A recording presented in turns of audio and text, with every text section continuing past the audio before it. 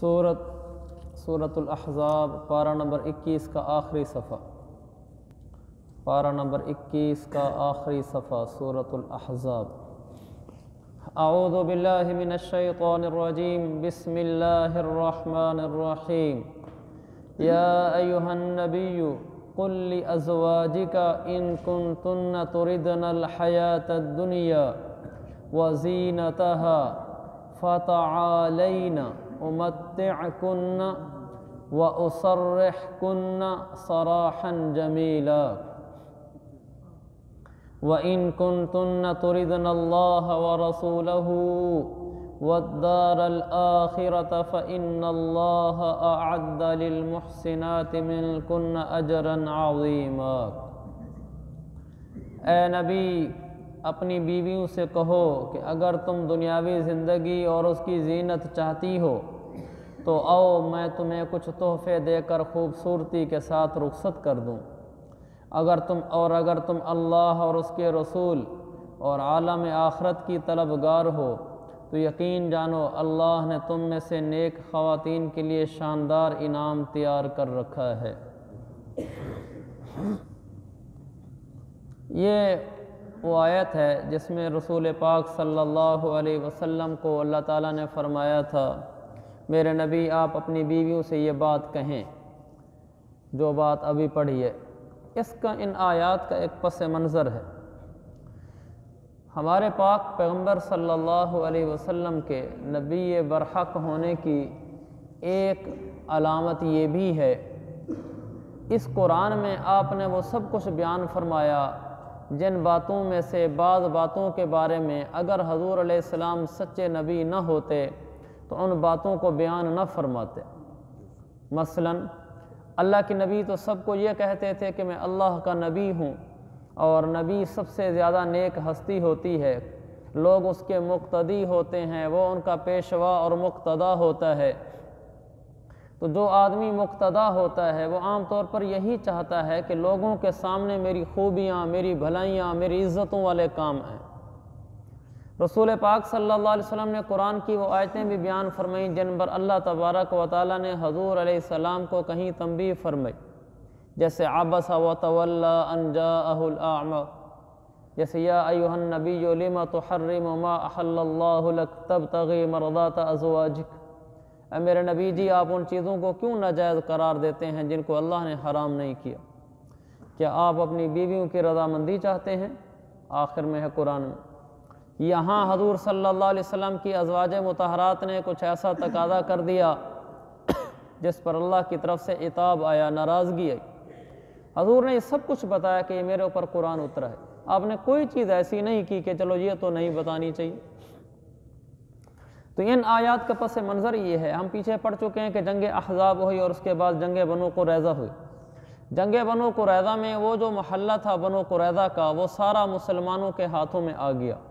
وہ اچھا بڑا محلہ، آبادیاں، اندر ان کے کنویں، ان کی کھیتیاں، سب مسلمانوں کے پاس آ گئے، اور جب مسلمانوں کے پاس آ گئے تو وہ مسلمانوں میں تقسیم ہوئے، اور حضور صلی اللہ علیہ وسلم کو پہلے سے زیادہ مالی طور پر خوشحالی حاصل ہو گئی، اور صحابہ کو بھی خوشحالی حاصل ہوئی۔ تو جب خوشحالی حاصل ہوئی تو ازواج مطہرات ایک جگہ جمع ہوں، آپ صلی اللہ علیہ وسلم کی 11 پاک باز بیویاں وہ ایک جگہ جمع ہوئیں، اور انہوں نے کہا کہ اب ہمیں اللہ کے رسول سے یہ کہہ دینے میں کوئی حرج نہیں ہے کہ پہلے تو ہم آپ کے ساتھ تنگی ترشی میں زندگی گزارتی رہی ہیں، لیکن اب اللہ نے مالی فراوانی دے دی ہے، ہمارا جیب خرچ، ہمارا نفقہ نان بڑھا دیا جائے۔ اور ساتھ ہی یہ بات بھی ذکر کر دی، اللہ کے نبی کے پاس پھر آئیں اور کہا کہ یا رسول اللہ اب اللہ نے آپ کو پہلے سے زیادہ مالی وسعت دے دی ہے، ہم آپ کے ساتھ تنگی ترشی میں چلتی رہی ہیں، لیکن اب اللہ نے آپ کو فراوانی دی ہے، آپ ہمارے لیے نان نفقہ اور خرچہ بڑھا دیں۔ ساتھ یہ بات بھی کہ یا رسول اللہ دیکھیں کیسر و کسریٰ کی جو بیگمات ہیں وہ کیسی عیش و عشرت میں ہیں، ان کی نوکرانیاں ہیں، باندیاں ہیں، خدمت گزار ہیں، وہ عیش و عشرت میں سج دھج والی زندگی گزار رہی ہیں، اور ہم آپ کے ساتھ ہیں، ہماری پریشانی والی زندگی ہے، آپ کو مالی فراوانی ہے، آپ بڑھا دیں خرچہ۔ اللہ کے نبی علیہ السلام کو جب انہوں نے یہ کہا تو قرآن اتر آیا۔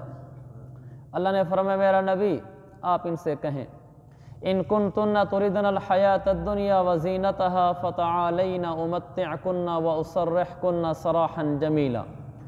मेरे हबीब आप अपनी बीवियों से कहें कि अगर तुम्हें दुनियावी ज़िंदगी और इसकी ज़ेब व ज़ीनत और इसकी सज धज चाहिए तो आओ मैं तुम्हें तोहफ़ा देकर खूबसूरती के साथ रुखसत कर देता हूँ, तलाक दे देता हूँ, जुदा कर देता हूँ, फिर तुम जहाँ जाओ अपनी खुशी से दुनिया कमाओ। और अगर व इन कुन्तुन्ना तुरिदन अल्लाह व रसूलहु वद्दार अल आखिरा, और अगर तुम्हें अल्लाह रसूल और आखरत चाहिए तो फिर आखरत में बहुत बड़ा अजर है। तो अल्लाह की तरफ से ये कुरान उतरा है कि मेरे नबी आप अपनी बीवियों को ये इख्तियार दें।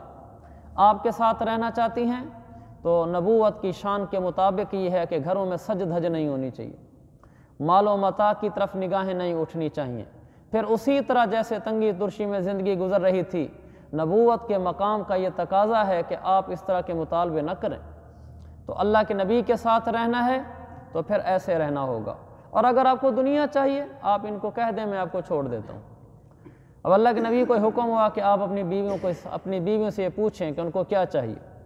आपने सबसे पहले हज़रत आयशा को बुलाया और फरमाया आयशा तुम्हें एक बात कहने लगा हूँ, इख्तियार दे रहा हूँ, लेकिन जवाब देने में जल्दी न करना, पहले जाकर अपने वालिदैन से मशवरा करना, फिर मुझे बताना कि जो मैं पूछना चाहता हूँ दो चीज़ों में से कौन सी चीज़ तुझे चाहिए।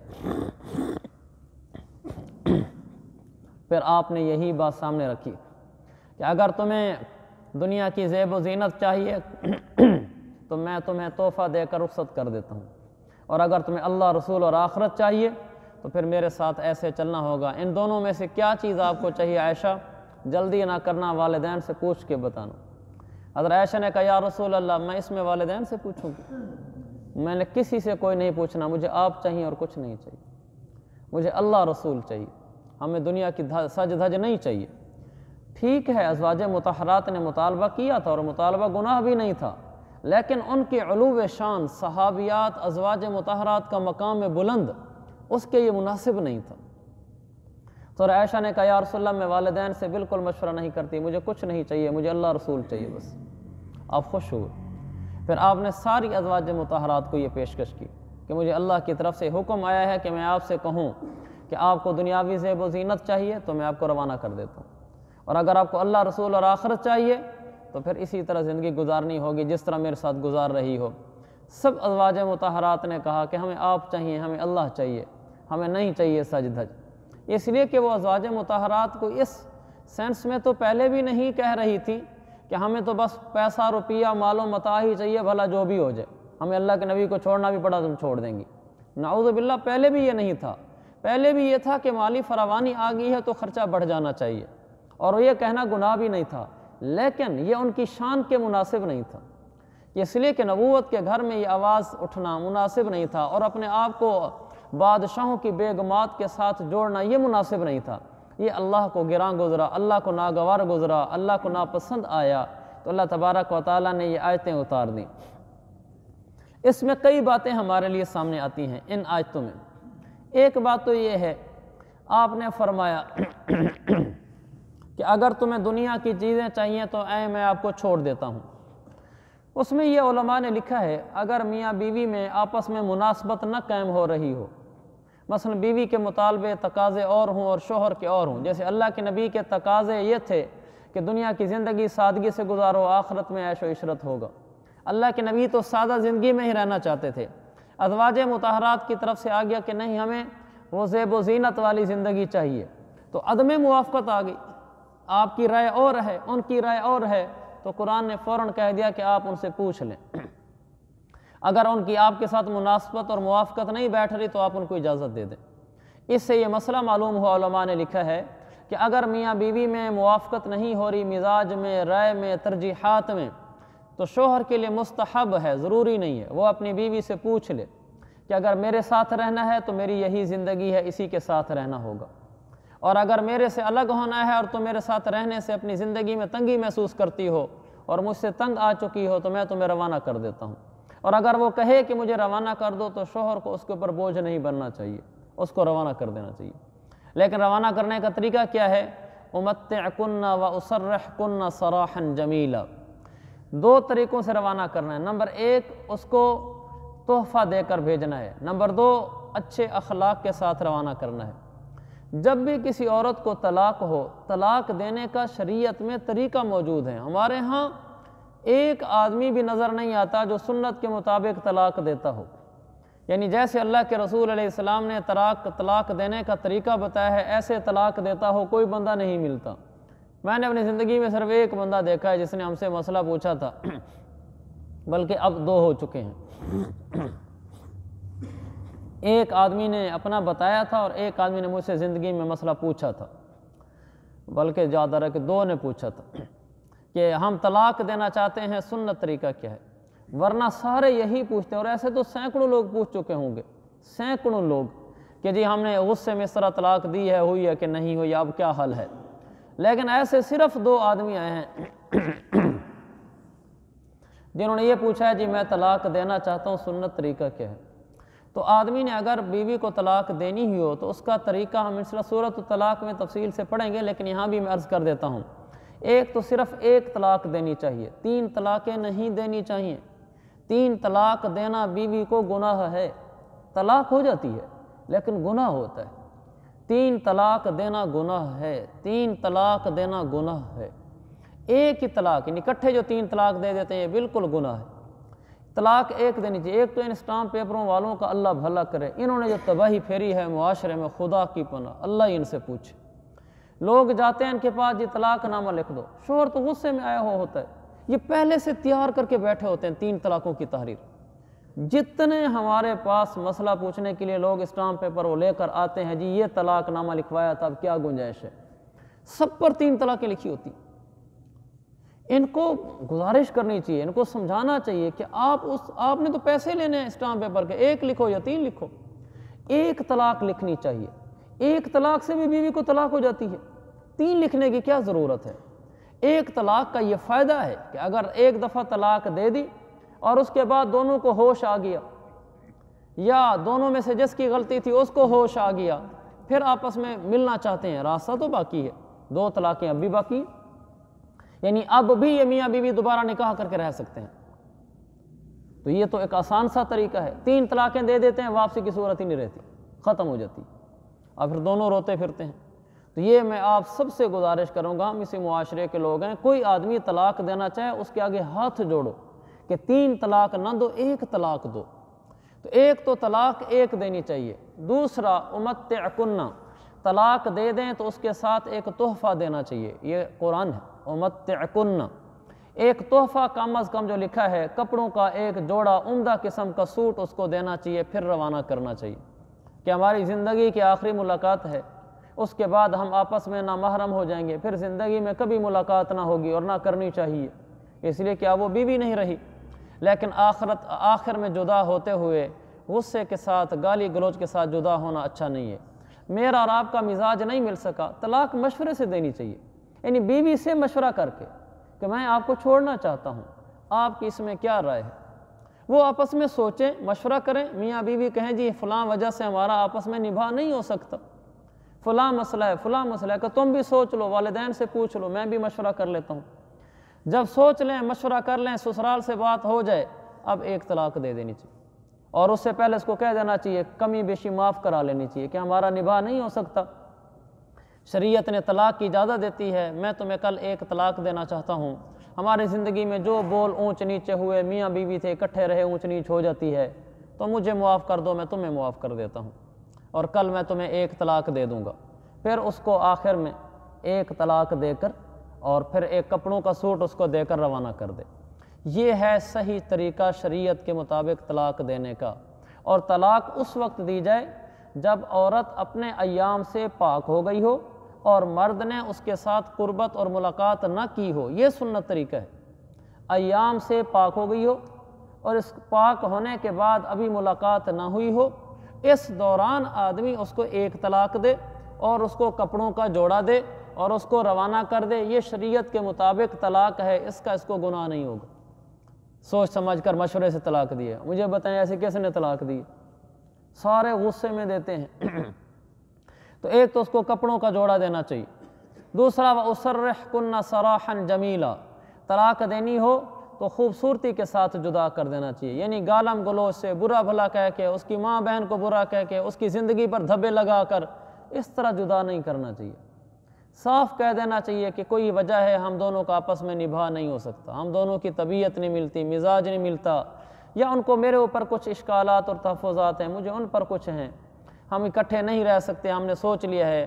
پیار محبت کے ساتھ، اس کے مشورے کے ساتھ اس کو طلاق دینی چاہیے، سسرال سے مشورہ کر کے، پھر ایک طلاق دے دینی چاہیے۔ جب ایک دفعہ کہہ دیا کہ میں نے تجھے طلاق دی، بس یہ کہنے کے بعد اس عورت کو طلاق ہو جاتی ہے، بس وہ چلی جائے گی اپنے ماں باپ کے گھر۔ جب اس کی عدت پوری ہو جائے گی، خود بخود اس کو اختیار ہو جائے گا کسی دوسرے مرد سے نکاح کر لے۔ بس یہ ایک دفعہ جملہ کہا جائے کہ میں نے تجھے طلاق دی، یا تجھے طلاق ہے، یا طلاق ہے، یا یہ کہے میں نے طلاق دی، ایک دفعہ لفظ طلاق استعمال کرے تو اس سے اس کو ایک طلاق ہو جاتی ہے۔ وہ اپنے عدت پوری کرے گی، عدت پوری کرنے کے بعد پھر ماں باپ کے گھر جائے گی۔ عدت شوہر کے یہاں پوری کرنی ہوتی ہے۔ یہ بھی دیکھیں جی، حلالہ ہوتا ہے 3 طلاقوں کے بعد، اس میں بھی چلیں آپ نے کہہ دیا ڈاکٹر صاحب نے، تو میں بتا دیتا ہوں۔ تو ایک یاد رکھیں، جب ایک دفعہ طلاق ہو جائے، طلاق کے بعد عورت نے عدت شوہر کے گھر گزارنی ہوتی ہے، جہاں اس کو طلاق ہوئی ہے۔ بس یہ ہے کہ وہ میاں بیوی بن کر نہیں رہیں گے، وہ اجنبی بن کر رہیں گے، ایک دوسرے کے ساتھ معاملہ ایسے ہوگا جیسے اجنبی کا ہے۔ اور جب اس کی عدت پوری ہو جائے گی تو وہ اپنے ماں باپ کے گھر چلی جائے گی، تو وہ ایک سوٹ آخر میں لے کر چلی جائے۔ یہ ایک طلاق ہے۔ عدت کے بعد اس کی بیوی نہیں رہتی، پھر کسی دوسرے مرد سے نکاح کرنا چاہے کر سکتی ہے۔ جب 3 طلاقیں ہو جاتی ہیں تو اس کے بعد حلالے کا حکم آتا ہے۔ بعض لوگ حلالے کو عیب سمجھتے ہیں کہ یہ حلالہ کیا چیز ہے۔ بلا شبہ حلالہ عیب ہے، اس میں کوئی شک نہیں ہے۔ اللہ کے نبی نے لعنت فرمائی ہے، لعن اللہ المحلل والمحلل لہ، جو آدمی حلالہ کر رہا ہوتا ہے اس پر لعنت، اور جس کے لیے حلالہ کرایا جا رہا ہوتا ہے اس پر لعنت۔ تو حلالہ کرنے والے کروانے والے دونوں پر لعنت ہوتی ہے۔ جو حلالہ کرنے والا ہے اس پر بھی لعنت ہے، حلالہ کروانے والے پر بھی لعنت ہے۔ یہ ہمارے ہاں حلالہ کا لفظ غلط استعمال ہوتا ہے، لہذا وہ بالکل غلط ہی ہے، وہ لعنت کے قابل ہی ہے۔ حلالے کا جو صحیح مطلب ہے شریعت کا وہ یہ ہے کہ جب کسی عورت کو 3 طلاقیں ہو جاتی ہیں، اب وہ عورت اپنے پہلے شوہر کے لیے حلال نہیں ہے۔ مثلا ایک عورت ہے، اس کا نام یہ سمجھ لیں یہ مرد ہے اور یہ عورت ہے، یہ دونوں آپس میں میاں بیوی تھے۔ اس مرد نے اپنی اس بیوی کو 3 طلاقیں دے دی ہیں۔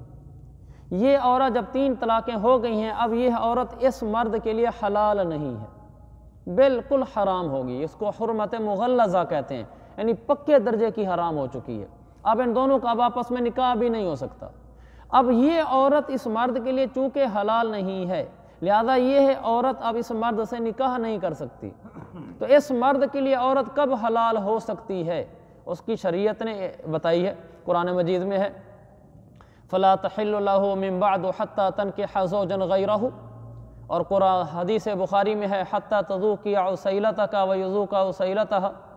اللہ کے نبی نے پھر حل بتایا کہ یعنی مسئلہ بتایا کہ یہ عورت اس پہلے شوہر کے لیے جو 3 طلاقیں دے چکا ہے اس وقت حلال ہوگی۔ قرآن کہتا ہے حَتَّى يَنْكِحَ زَوْجًا غَيْرَهُ، مثلا یہ ایک اور مرد ہے، یہ عورت اب اس مرد سے نکاح کرے گی۔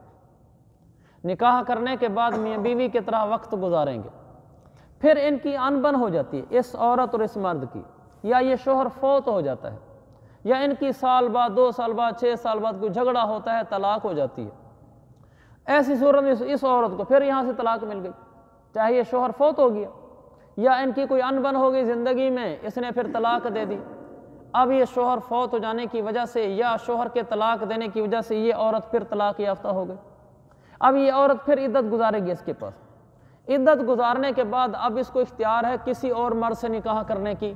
اب یہ عورت اس پہلے کے لیے حلال ہے۔ اب اگر وہ اس کے پاس آنا چاہتی ہے، نکاح کرنا چاہتی ہے تو کر سکتی ہے۔ یہ صحیح بخاری کی حدیث اور قرآن کی آیت ہے۔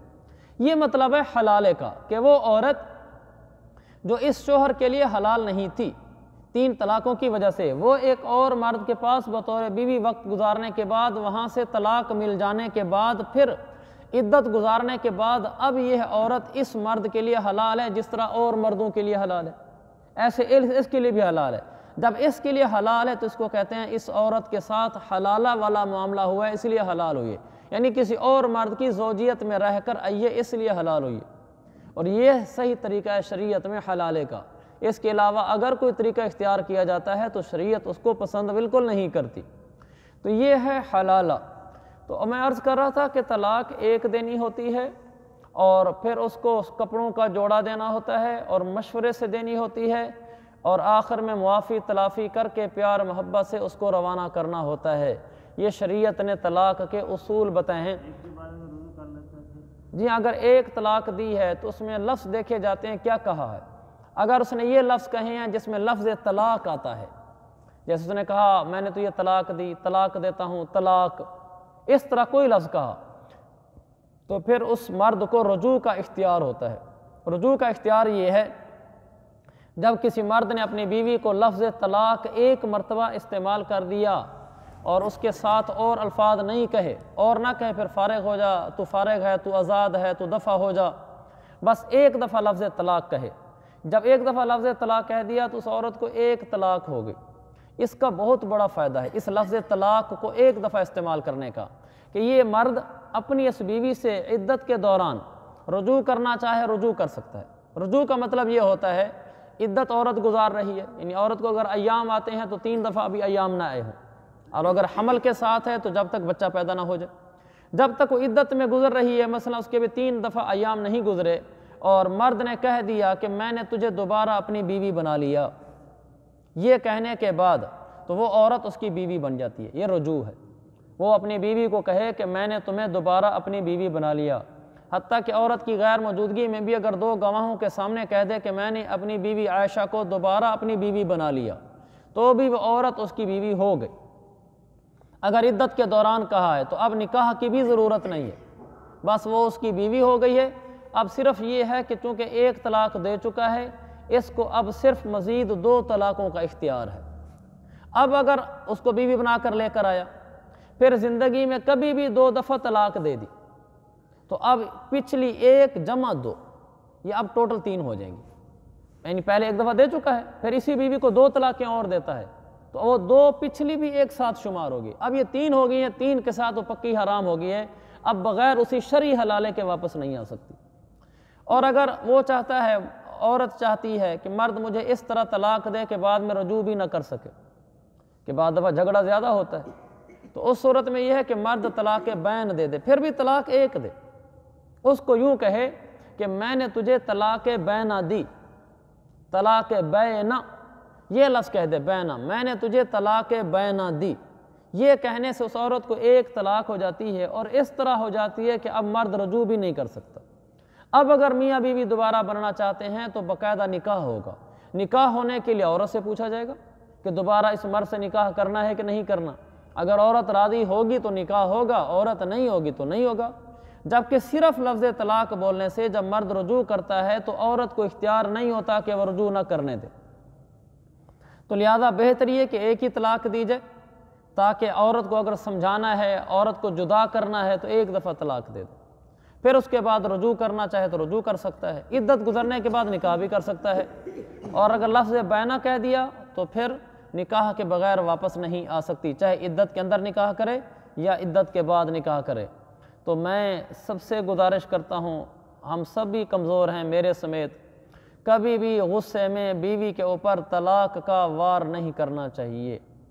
غصہ نکالنے کے اور 20 طریقے ہیں، طلاق نہیں دینی چاہیے۔ طلاق ہمیشہ سوچ سمجھ کر، مشورہ کر کے، سسرال سے بات کر کے، اپنے ماں باپ سے بات کر کے پھر دینی چاہیے۔ میرا دل میں آتا ہے کہ میں سب کے آگے ہاتھ باندھوں، اپنے سمیت، میں اپنی بھی کوئی برات بیان نہیں کرتا، ہم سب کمزور ہیں، کہ ہم غصے میں طلاق نہ دیں۔ ہم جتنے مرد ہیں، مردوں کے ہاتھ میں طلاق ہے، غصے میں کوئی مرد اپنی بیوی کو طلاق نہ دے۔ مرد سے کس نے اختیار چھینا ہے طلاق کا؟ آج غصے میں دے رہا ہے، کل پیار سے بھی دے سکتا ہے۔